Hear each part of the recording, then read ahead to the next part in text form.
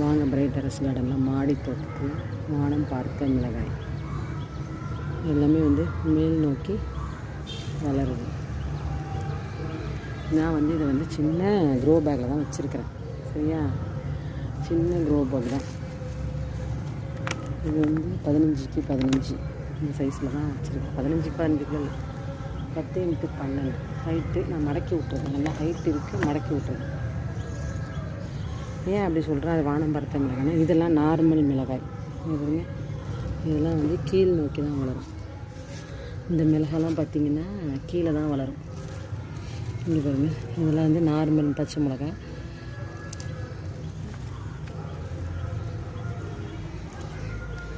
இதுதான் மேல் நோக்கி வளருது.